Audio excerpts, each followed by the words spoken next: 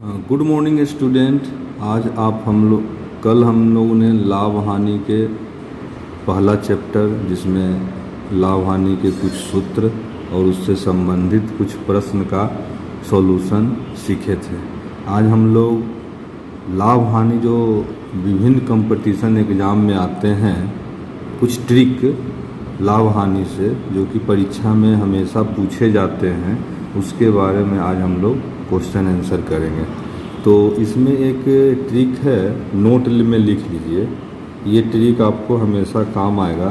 जब दो वस्तु का क्रय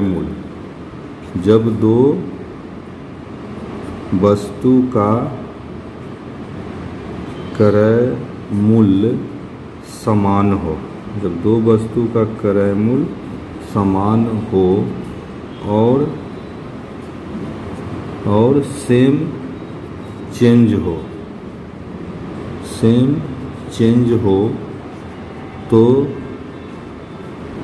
नो प्रॉफिट नो लॉस होता है। नो प्रॉफिट नो लॉस होता है। अब इसको हम एग्जाम्पल से समझेंगे तो आपको समझ में आ जाएगा। इसको नोट कर लें। जब दो वस्तु का क्रय मूल्य समान हो, माने एक ही दाम पर जब दो वस्तु को खरीदा जाता है तो और सेम चेंज हो, सेम चेंज मतलब कि 5% एक में लाभ होता है और एक में 5%, एक वस्तु में 5% हानि हुआ, तो उसका मतलब हो गया सेम चेंज। तो इसमें नो प्रॉफिट नो लॉस होता है। इससे क्वेश्चन आ गया कि एक व्यापारी दो गाय को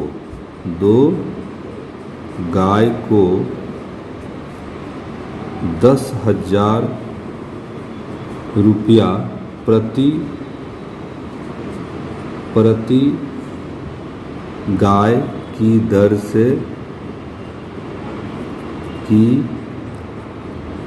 से खरीदता है और उसे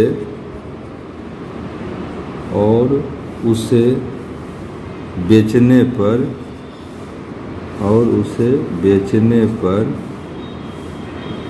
एक पर मान लिया 10%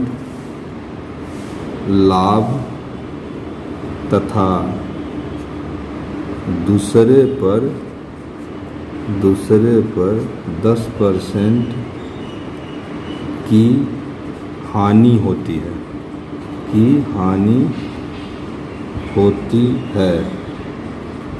तो पूरे सौदे में, माने दोनों गाय के बेचने के सौदे में, तो पूरे सौदे में लाभ या हानि का प्रतिशत क्या होगा। तो इसमें देखिए, एक व्यापारी है जो दो गाय को 10,000 रुपया प्रति गाय को खरीदता है। 10,000 रुपया प्रति गाय खरीदता है, समझ गए।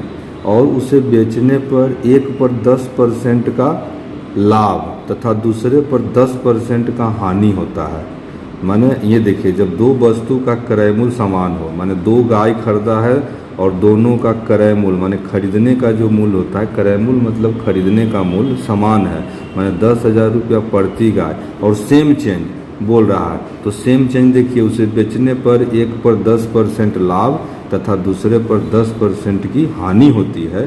तो पूरे सौदे में, तो इस ट्रिक को अप्लाई इसमें कर देंगे तो इसमें आंसर में हो जाएगा नो प्रॉफिट नो लॉस।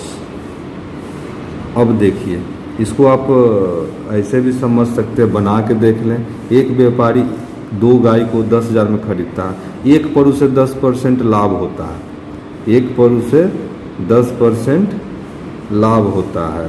तो एक गाय का विक्रय मूल्य, तो पहली, मान लिया हम ऐसे भी निकाल दें, पहली गाय का विक्रय मूल्य हो जाएगा, विक्रय मूल्य इक्वल टू क्रय मूल्य जैसा हम पढ़ाए हैं आपको, क्रय मूल्य ब्रैकेट में 1, चूँकि लाभ है तो 1 प्लस लाभ बटा 100। अब क्रय मूल्य कितना है 10,000, 10,000 तो 1 प्लस 10 बटा 100 यानी 0 0 कट गया, यानी 10,000 गुना 10 एक 11, 11 बटा 10, फिर एक शून्य कट गया, यानी 11 पर हम लोग 1 2 3 माने 11 पर 3 शून्य, तो ये हो गया 11,000, 11,000 रुपया हो गया पहली गाय का विक्रय मूल्य। अब देखिए दूसरी गाय का भी विक्रय मूल्य निकाल दें, उसमें क्या होता है 10% की हानि, तो दूसरी गाय का विक्रय मूल्य फार्मूला वही लगेगा, क्रय मूल्य की जगह 10,000, क्योंकि प्रत्येक गाय का कीमत 10,000 है, और 1 माइनस हो जाएगा क्योंकि हानि के केस में है, तो हानि के केस में यहाँ माइनस हो जाएगा, हानि बटा 100 यानी 10,000 उन्हें 1 माइनस हानि कितना है 10%, 10 बटा 100, 0 0 कट गया, यानी 10,000 गुना 10 में से 1 गया माने 9 बटा 10, एक शून्य कट गया, यानी कितना हो गया 9,000। अब देखिए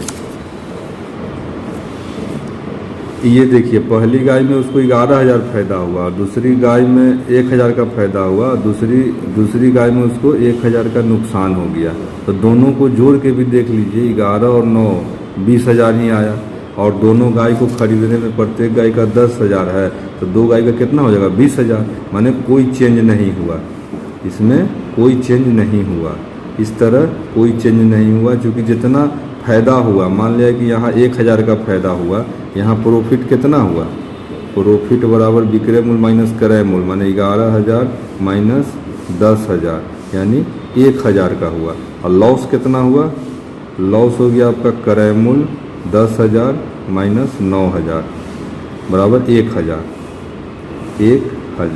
तो ये देखिए प्रॉफिट और लॉस दोनों बराबर हो गया, प्रॉफिट और लॉस क्या हो गया, दोनों बराबर हो गया, यहाँ प्रॉफिट 1,000 हो गया और लॉस 1,000, तो कुछ फ़ायदा न हुआ इस सौदा में, न प्रॉफिट हुआ न लॉस हुआ। तो इस तरह का कोई भी क्वेश्चन आता है जिसमें क्रय मूल्य दो वस्तु का समान हो और सेम चेंज हो, माने 10% या इसकी जगह 15% लिख दे, 15% लाभ तथा दूसरे पर 15% की हानि होती है, तब ये फॉर्मूला अप्लाई करना है। अगर यहाँ लिख देगा कि उसे बेचने पर 10% लाभ और दूसरे पर 15% की हानि, तो ये फॉर्मूला नहीं लगेगा, फिर उसको इस तरह निकालेंगे। यहाँ देखना है कि सेम चेंज होना चाहिए, माने 10% लाभ हो रहा है तो 10% हानि भी होना चाहिए, तो तब जाके इस फॉर्मूला का हम लोग यूज करते हैं। अब इसी तरह एक दूसरा फार्मूला, जब दो वस्तु का विक्रय मूल्य समान हो, क्वेश्चन जब दो वस्तु का क्वेश्चन नोट मान लीजिए, नोट कर लीजिए इसको, ये भी है, जब दो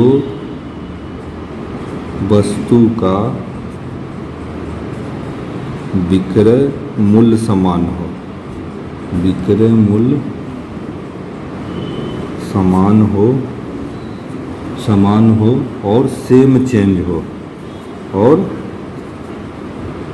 सेम चेंज हो, तो हमेशा लॉस होगा, तो हमेशा लॉस होगा। एक ये भी नोट कर लीजिए, जब दो वस्तु का उसमें क्रय मूल्य समान था, इसमें क्या है विक्रय मूल्य समान हो और सेम चेंज हो, तो हमेशा लॉस होगा। इसका फॉर्मूला होगा loss is equal to x² बटा 100%। ये फार्मूला याद कर लें, लॉस बराबर x² बटा 100। अब इसमें एक क्वेश्चन भी देख लें, मान लिया 8,000 रुपये प्रति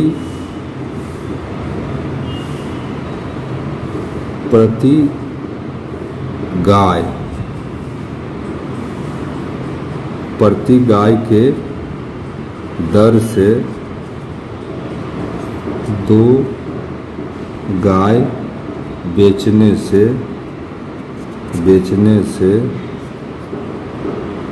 पहली गाय पर 10% का लाभ तथा दूसरी गाय पर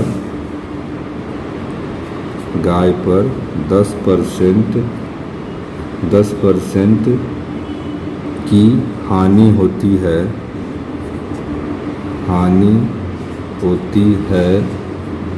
तो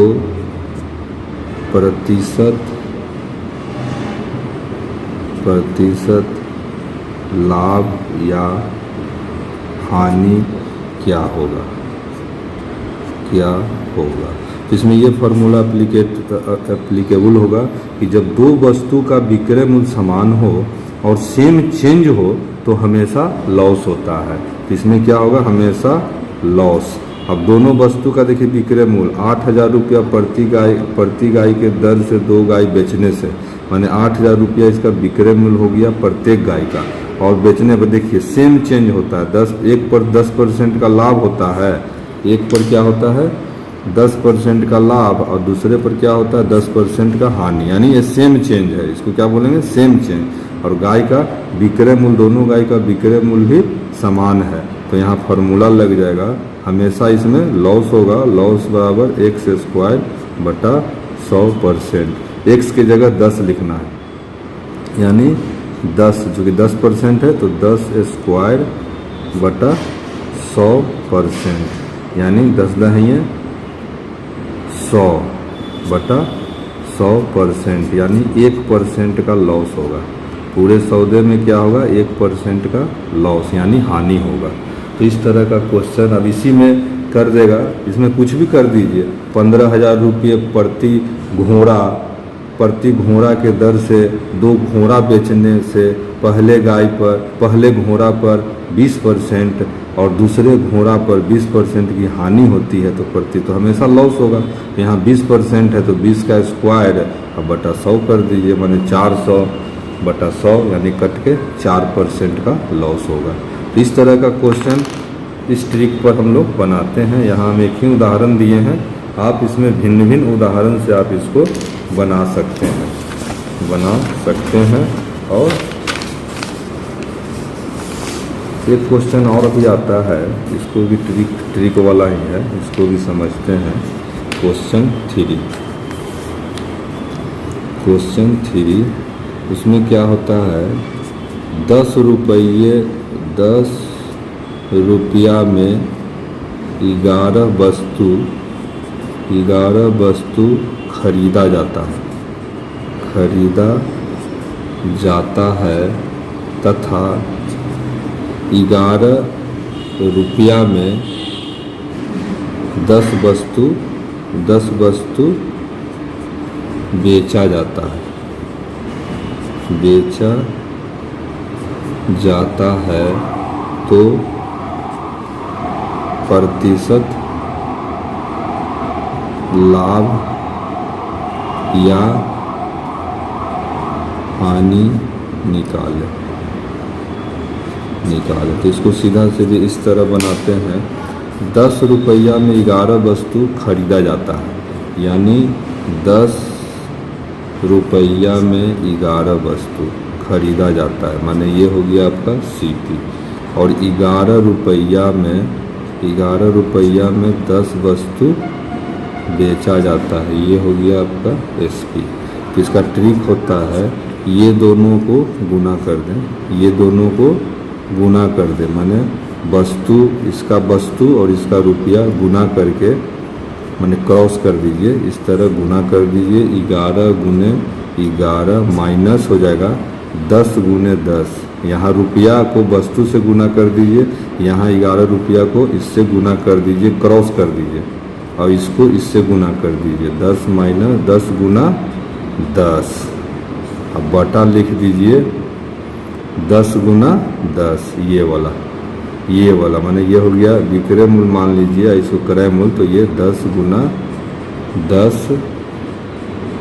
गुना 100 कर दीजिए प्रतिशत, यानी हो गया 121 माइनस 100 बटा 100 गुना 100 कट गया परसेंट, माने 21%, क्योंकि प्लस में आ गया ये इसलिए लाभ होगा।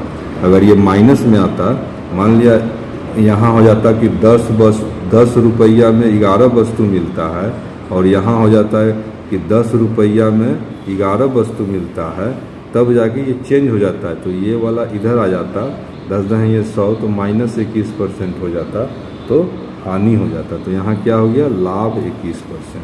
तो इस तरह का क्वेश्चन को हम लोग इस तरह भी बनाते हैं कि 10 रुपया में 11 वस्तु खरीदा जाता है, तो आगे हम लोग लिख दिए कि 10 रुपया में 11 वस्तु हो गया, ये सीपी हो गया।